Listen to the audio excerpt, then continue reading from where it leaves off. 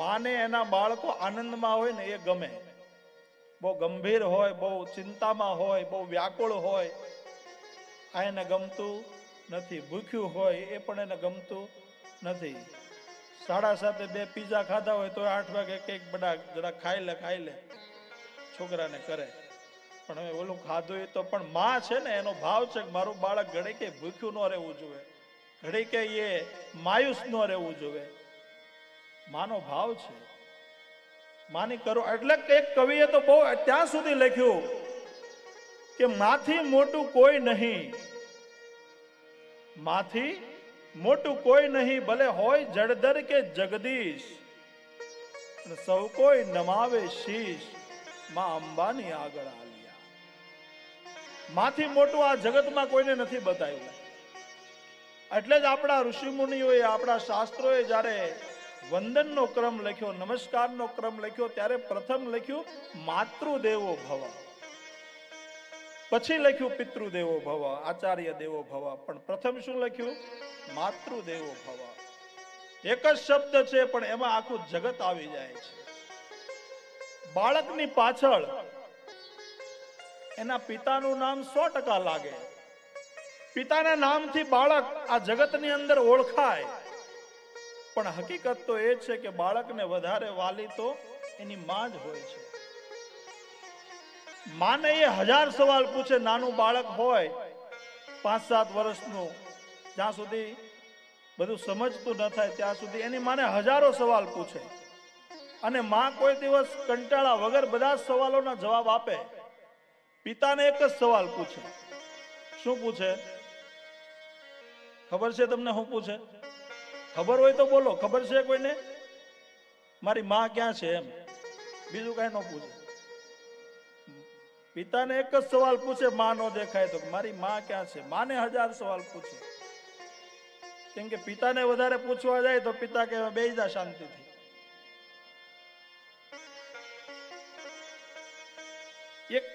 એક નાનું એક ઘરમાં 2 નાના બાળકો હતા. તો એક જે ભાઈ હતો નાનો, એ લાડુ કઈ બનાવ્યા છે ને એકાદો વજો હશે, તે મોટો જે છોકરો હતો 8-10 વર્ષનો એ ખાઈ ગયો. બીજો છોકરો રમતો રમતો આવ્યો એટલે એને વેન કર્યું કે મને કે બેટા આ ભાઈ હતો ને એ ખાઈ ગયો, જો એટલો આમ જરાક વજો છે, અડધામાંથી અડધો. કે નહીં, મારે તો આખો લાડુ જ ખાવો છે, એટલો અડધો મારે ખાવો નથી. પિતા બેઠા હતા, ઈ સાંભળતા કે ખાઈ લે ને, આ જે છે એ છે, નો ખાવું તો જા રમ. પણ માં કે બેટા ઉભો રહે, આપું તને. માં અંદર ગઈ, એ લાડુને પાછો આમ વીખીને પાછો ગોળ કરીને આખો બનાવીને એને આપ્યો. લે બેટા આખો લાડુ. અડધામાંથી આખો કરી દે એ છે માં.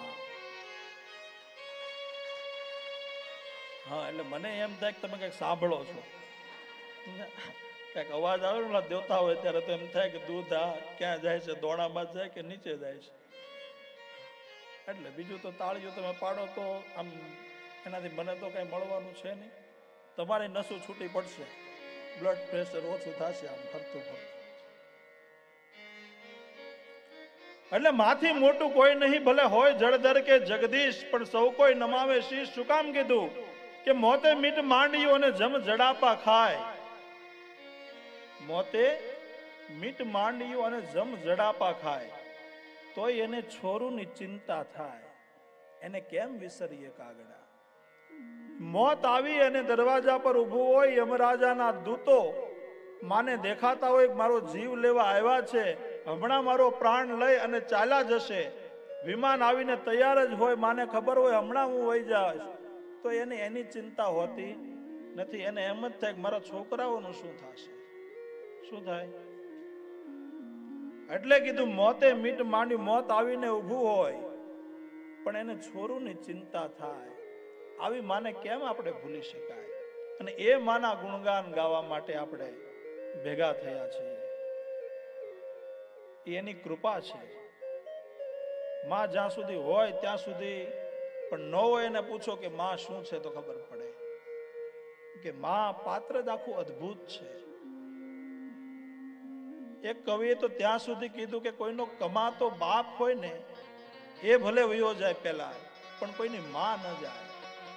આવી પ્રાર્થનાઓ પણ આપણા કવિઓએ ઋષિ મુનિઓએ કરી છે. કેમ કે માં વગર આ જગતમાં બાળકને એમ થાય કે મારું બધું જ વયું ગયું. નાનું બાળક હોય ત્યારે, મોટા થાય પછી તો જે છે એ માં એમ કે બેટા ક્યાં કીધું તારે શું કામ છે, મારે બધા 100 કામ હોય.